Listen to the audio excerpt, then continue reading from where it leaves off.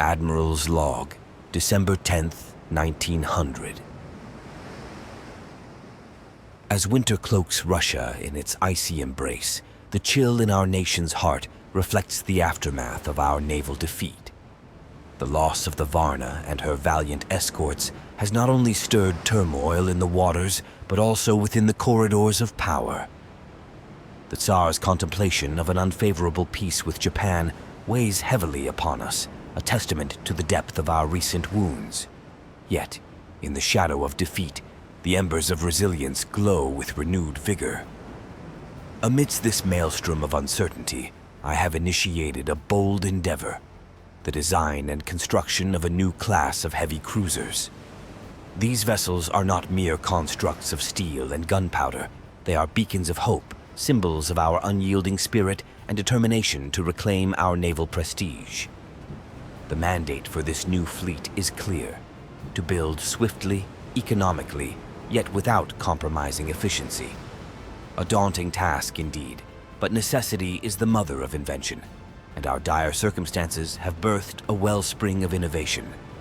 Our engineers and shipbuilders, spurred by a blend of patriotic fervor and the urgency of our situation, are pushing the boundaries of naval architecture.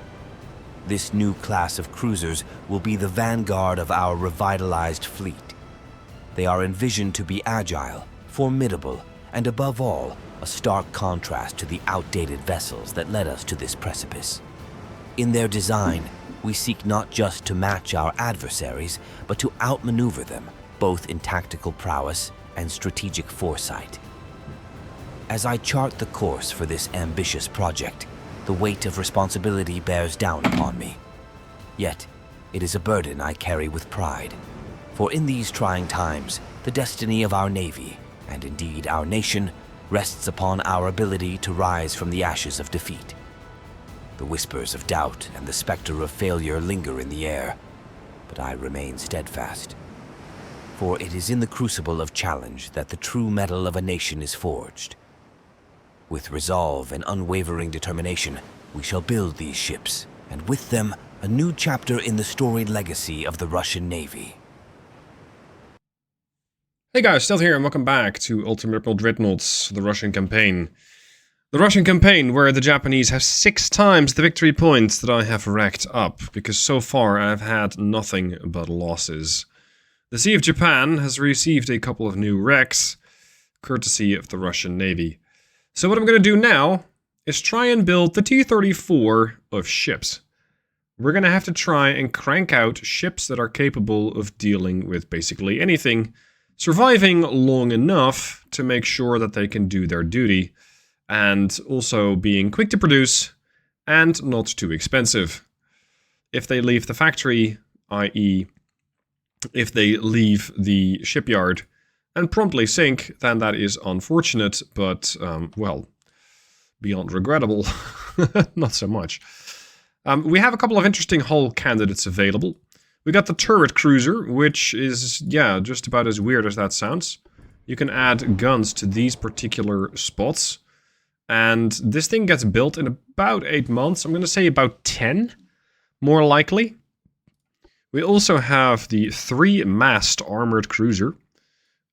Yeah, feels more like a cargo ship gone wrong. If I'm going to build this, it starts out at 9 months. And if you reduce the displacement, it's going to be 8 months. Secondary tower. Basically put an okay gun on it. I think the 8-incher is fine. And considering the era... Wait, you can have 2 forward-mounted torpedo launchers? That is cool. I want that. Can we also have dual on the stern? No, you can have 1 on the stern. Okay. I like that a lot. Okay. Let's say 21 knots. And if I give her a better engine, that should not be too much of an issue. I think, though, she's a bit heavy. Like, a lot heavy.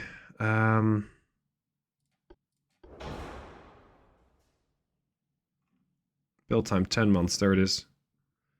she's too heavy for what she can do. This thing has an optimal speed of 19 knots.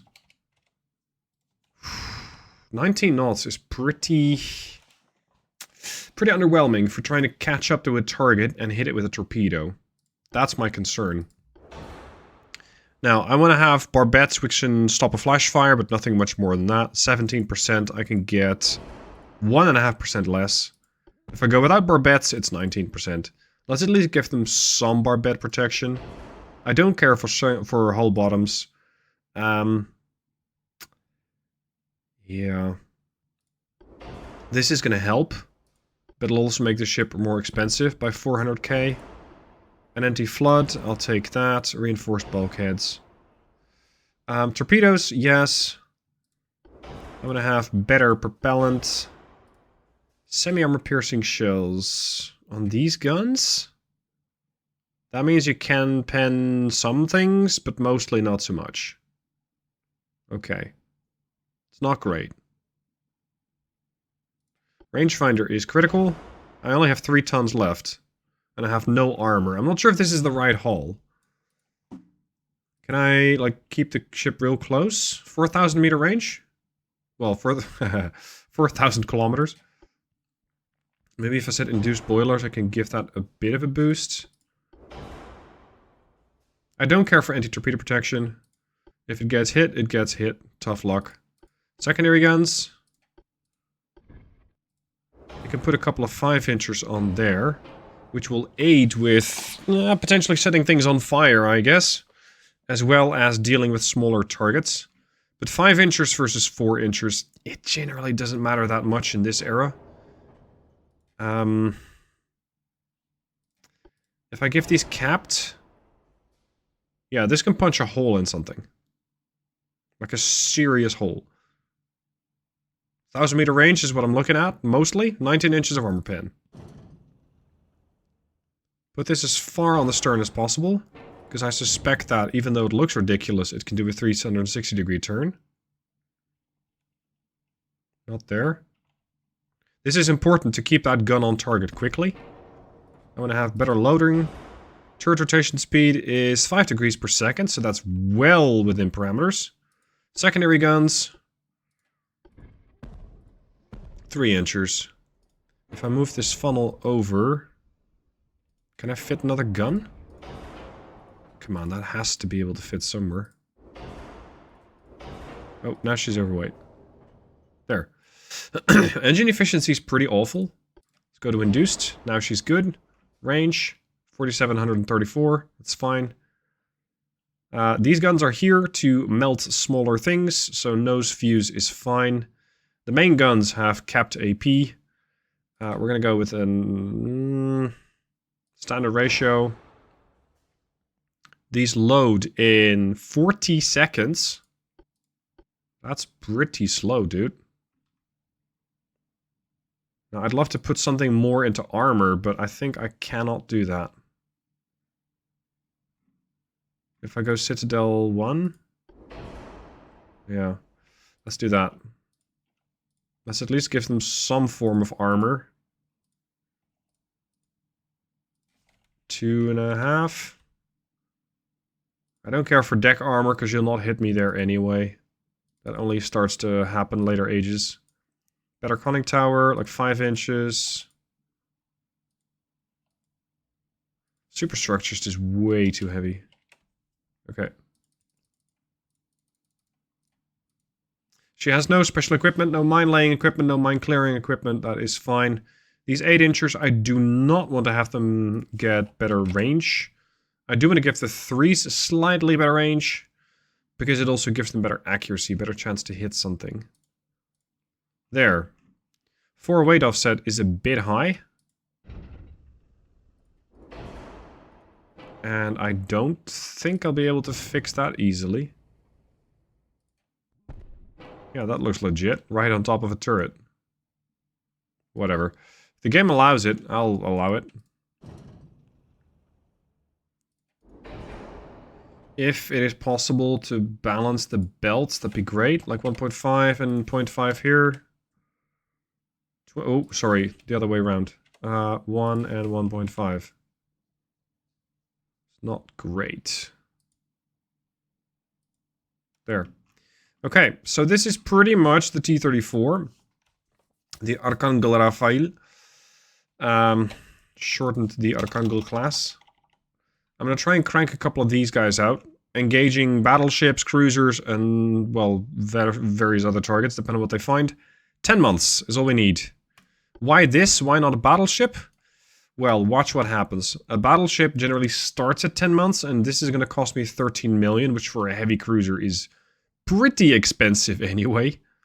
If I want to build one of these, that's 131 million, right? 131 million. The Arcangel, by contrast, 13 million. I can get 10 ships instead of 1. The router class, the Combat Cat is 50 million, 50. If I could build like a really small battleship, it would probably be 10.5 tons, 9.5. Yeah, like this one. But we're already looking at 19 million and a build time of 11 months. Plus, the guns that you can fit on these are pretty shit. You can have like 10-inch guns, and that does not do very well. 12 months, 27 million. Let's go to 20 knots. 12 months, 28 million. No, I don't want a new battleship. This is why I'm not designing one of these. This is why I want more cruisers. Cruisers are a jack of all trades, depending on how you set them up. They can deal with most threats. They will lose most threats, I'd say. They cannot deal with them very well, but they can deal with them generally well enough in order to survive. They can deal with them well enough, dealing damage to a cruiser, a battleship with their torpedo launchers, especially that dual barrel torpedo launcher up the front. So let's bring 5 of these heavies out. And how are we doing? We're fine. Let's get them all cranked out in someplace fairly safe, so not Vladivostok. Let's say Moscalvo. Let's get them to Moscalvo. So these new ships. Building, building, building, building. These guys. Set a port. Moscalvo. North Sakhalin. Alright. Start the building. Also, we're going to have to start saving a whole lot of money. Because I'm building a whole bunch of new ships and it's starting to drain my finances a lot. Also, my transport capacity is disastrous. Because the damn Japanese keep sinking my transports. So I need to do something about that as well. But right now, I don't have the numbers nor the firepower to deal with these Japanese ships. Up next, a fight. We have heavy cruiser Evropa and light cruiser Kuban. These are the scout class cruisers. And this is, well, this has so many flaws that I cannot tell you what kind of class it is. The Tsurugi on the enemy side has relatively smaller guns, 4 7.2s. I have 6 9-inchers. She is assisted by a sister ship like her and a destroyer. So I might have more firepower in gun size, but they simply have more ships. Let's see if I can reclaim some of my honor. The enemy's to the southwest. Kuban, stay close. Follow the heavy, and let's get to fighting. After a bit of sailing around, the Europa is coming under fire. And after a bit more, she too can see the targets. Let's have a look at these heavies. How heavy are these cruisers? You got those big guns, those 7s. And then a whole balcony filled with a bunch of secondaries. It's not that many, at least visually, but she also has 4-inch on the casemates. And that adds up to a certain, and to some extent at shorter range, terrifying amount of guns. It's not something I really want to try. Let's turn to port. Use our firepower advantage in the form of getting more guns on target. I have 6 and I think I'm gonna need them. It's your chance to pen my ship. Not good. Nice. Now, I do not have torpedo launchers. They, I believe, do. Yeah, to 3 clicks. Torpedo launchers are really quite bad in this era. I mean, later era they're still pretty bad, but at least they get a little bit more promising. I think the weather is making it really quite difficult to get a couple of shots on target. There's overcast is a minus 22%. Which kind of pushes you into shorter ranges, but that's not really something I want to do.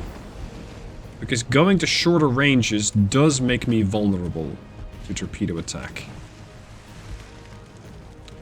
There is the Japanese cruiser cannon. She's got plenty of shells. So at least from her main, she's not likely to run out. Chance to pen is actually looking pretty good. Nice, that's promising. But ricochet angle. What? We're flooding already? Good lord. Tsurugi, 3.5 clicks. Switch to Tsurugi. Get more guns on target. This thing has standard bulkheads. And this is one of the problems that I have with this ship. This is why I'm trying to refit as many of them as quickly as possible, because this is bad. Having standard bulkheads is an invitation to sink. It's just an open invitation, go shoot me, go punch a couple of holes, and I'll flood. So exactly why Router Problem set up a ship like this, I do not understand. Finally, we're landing some hits. Also, I got a green crew, and these guys are trained.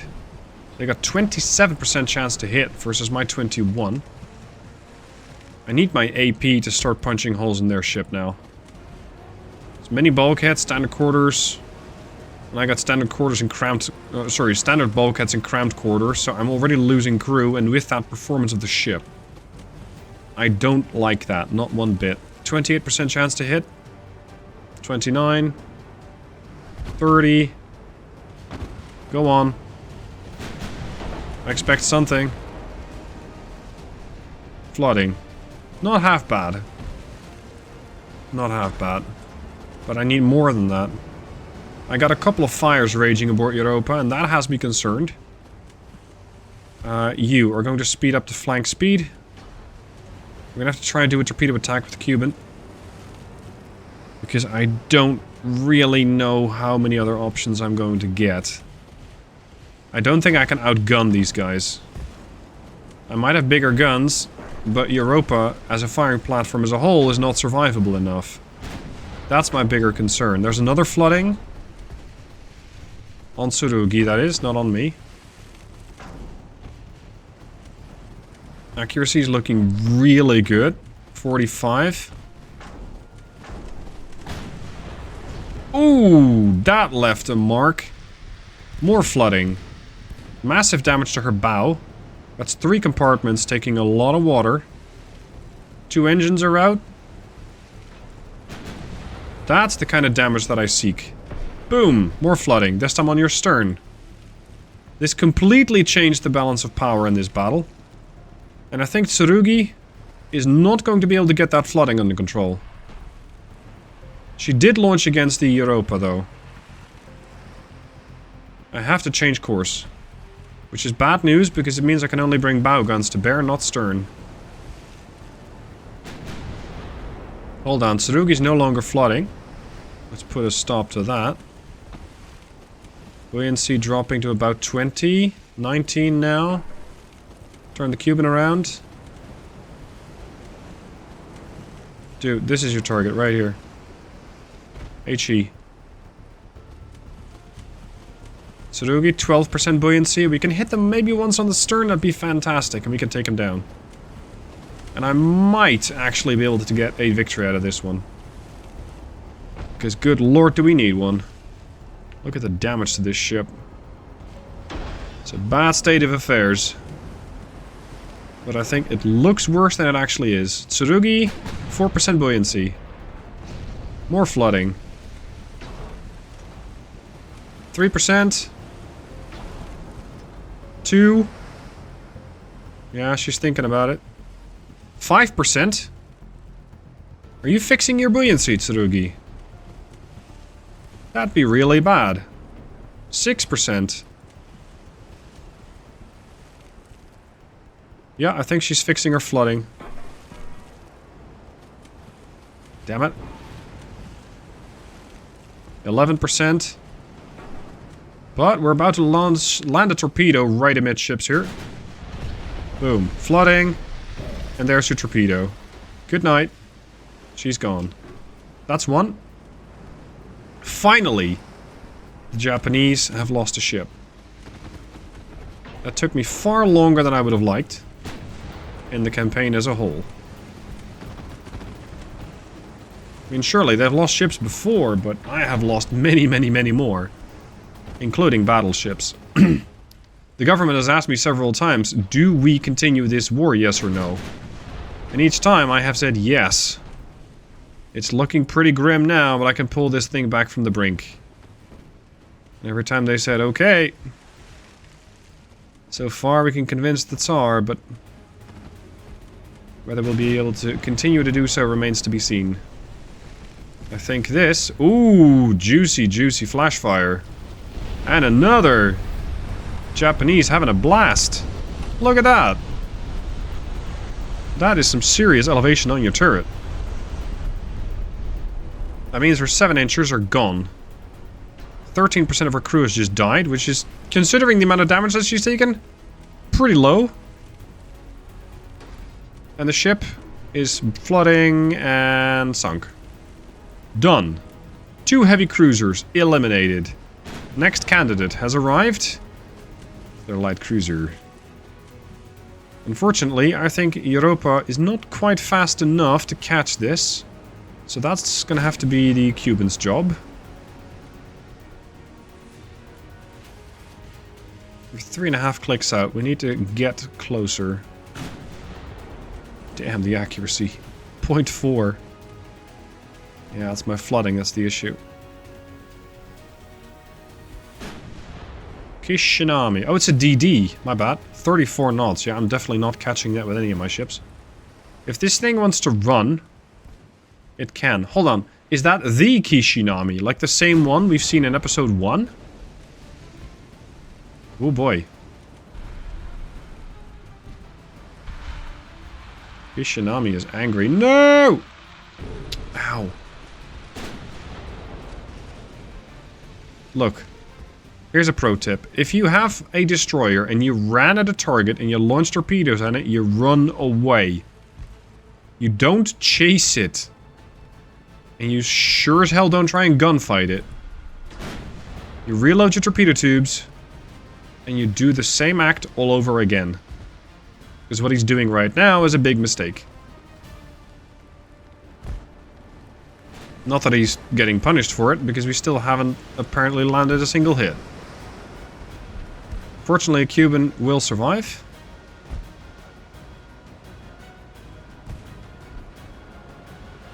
Kishinami has 8 more torpedoes aboard. She can keep doing this for a while. The good news is... Oh, crap. The good news is I need to hit her once. And I'll probably cause some flooding. Making the ship a lot easier to hit. So that's what I'm going for. Also, that smokescreen is giving an excellent indicator of direction of travel. So I should be able to catch up to her fairly swiftly. End battle, however, might be preferable here, because I've already gotten the victory.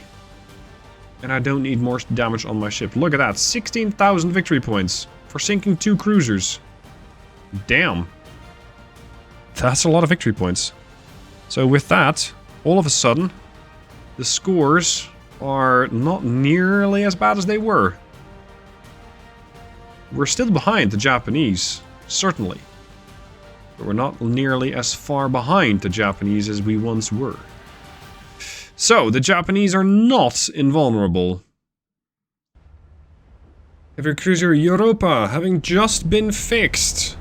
just back out of shipyard, is going to get herself tested again. This time around, she's going up something a little bigger. We have a battleship. Battleship armed with, as is traditionally Japanese design, the dual 10.5-inch guns. This is no joke of a ship. This is dangerous to smaller ships, and as we've seen, bigger ships too. Now, I have 3 ships. I have the Brendryen, I have the light cruiser Greven, and I have the heavy cruiser Evropa. These guys, between the 3 of them, are going to have to take down a battleship. This is no small task. Now, the battleship does have an escort. It is escorted, I believe, by 1 heavy cruiser? Or light cruiser. My plan is to use the Evropa as a tank. Try and absorb as much fire as possible, although absorbing fire from a 10.5-inch gun is not easy. Trying to set as many fires as possible up until such a point. And then have the Greven and the Brendryen rush in and hit the battleship with torpedoes. Because what we have seen is that something that the Japanese don't do very well is survive floodings. That almost took out one of their ships. Here is their escort. This is a submarine. Well, it sure is now. It's a light cruiser. We're going to take out the light cruiser first. That's the priority for the heavy cruiser to deal with, the light cruiser to deal with, and the DDs is going to harass the battleship. Seeing if we can make any good on some form of, I don't know, fire damage perhaps. If nothing else, it can serve as a distraction for the Chigusa, for the battleship. So can Evropa actually engage? Can she take down not only this escort, but also that battleship? I think she can. I'm pretty confident that she can. Just going to require some pretty adequate handling. In the meanwhile, first though, this light cruiser. This thing has to go, and especially so since it has torpedoes. As we've seen in previous battles, those Japanese light cruisers and their torpedoes are no friends of ours. And there is the first one. There is the first one. Lovely. Come on. Yes. That's the stuff right there. Also, this light cruiser is one we have seen before. Light cruiser Ottawa. She was almost sunk. Almost. The Japanese brought her back from the brink, and she is right back into the fight, much like Evropa. But this time around, I think she will not come out of the fight, because she is completely flooded, and is now a new reef. So, time to engage a battleship. The problem, my torpedo range is 1.5 clicks. I need to get a little closer. So, let's see, is there any chance I can deal damage? Not very well. Let's fire a couple of salvos of AP and see exactly how much damage I can do. Because the Japanese superstructure was their weak spot at only 0.8 inches. Plus 55%, so let's say 1.5 inches if it's a good day and it's angled.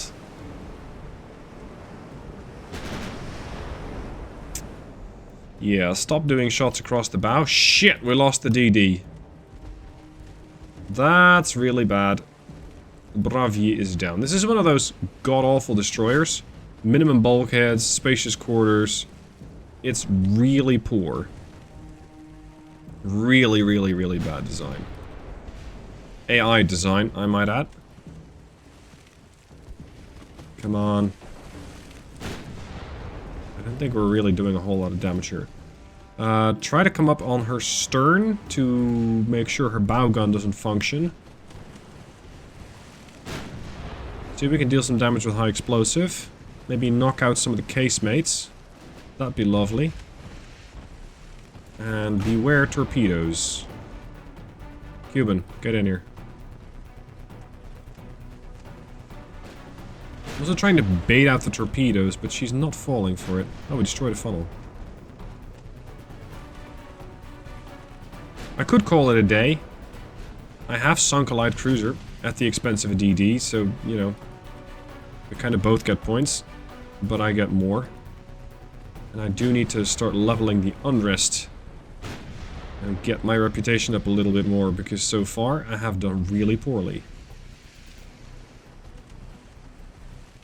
Our secondaries are just ridiculously awful. It feels like we're just not doing anything. What we are doing is taking out some of her crew. But she has spacious quarters, so she'll barely notice they're gone, I guess. Like, it's not going to impact the ship. Oh, that's good. Destroyed secondary tower. Could mess up their accuracy somewhat. And also impact their damage control, again. Somewhat. I'm waiting for a Cuban smokescreen to come back up. Destroy another casemate, very good.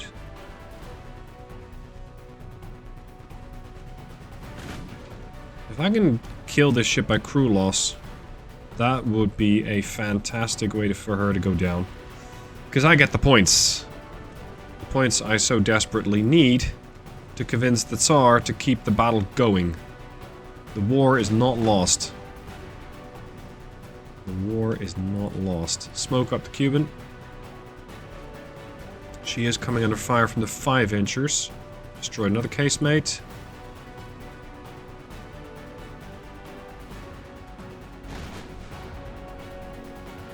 Feels like a lot of just block damage. We're not really pushing through. And that's a problem because I only have 30 rounds of high explosive left. So we're gonna have to be a little bit more aggressive about this and see if I can get torpedo hits on her. But the problem is, she'll do this the same to me. How do I bait out her torpedoes? She has a 3-kilometer range. I think my CA is more maneuverable than the CL. You destroyed a main? Yeah. You destroyed her stern gun. That's impressive.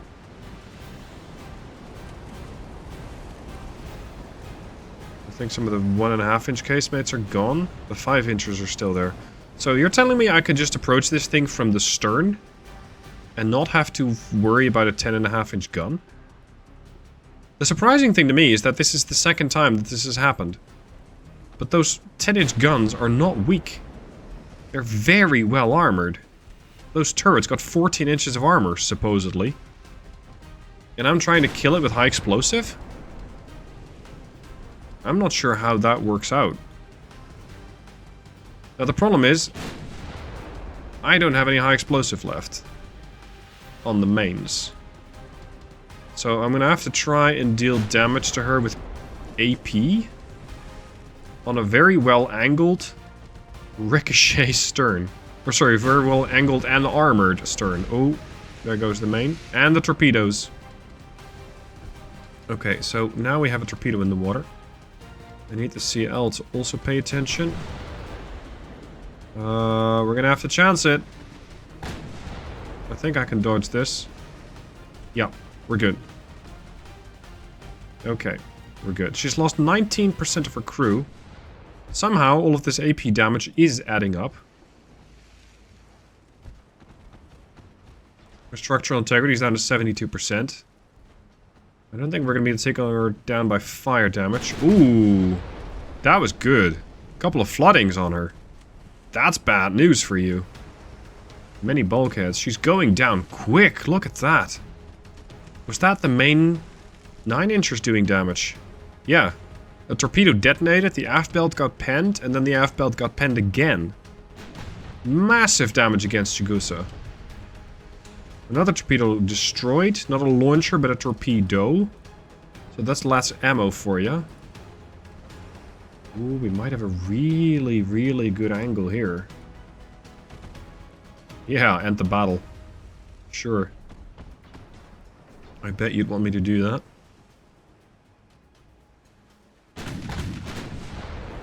Destroy main gun. We've been doing that. 32% crew loss as well. She's still flooding. She's down to 26% buoyancy.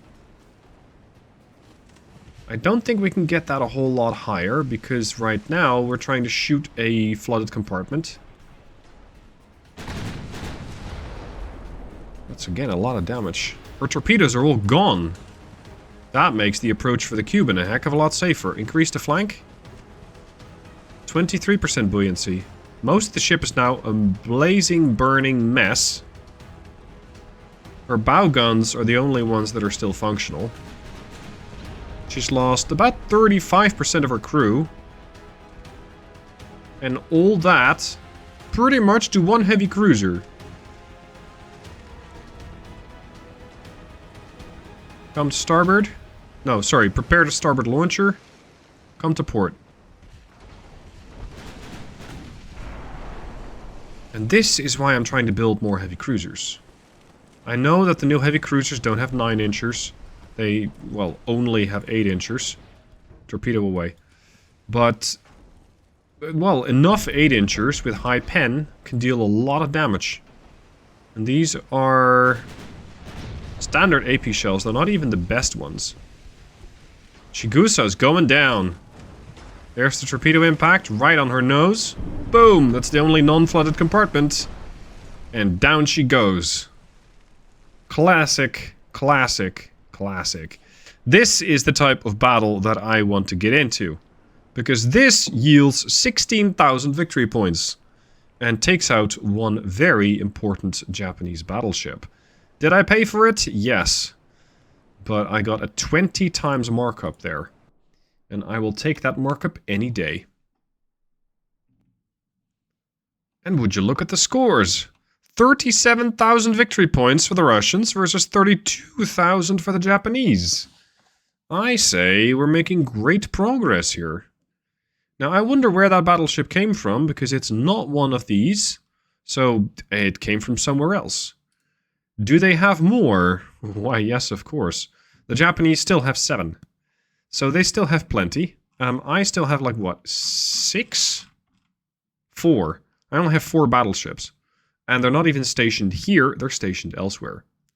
Now, for the future months, let's say the next couple, I am fully expecting to have the destroyers very, very soon.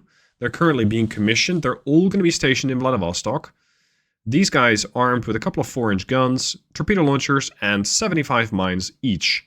So the plan is, park them in Vladivostok, mine the shit out of this place, and then let all of these run into the minefield. They have some minesweeping capability. Whether it'll be enough, I don't know.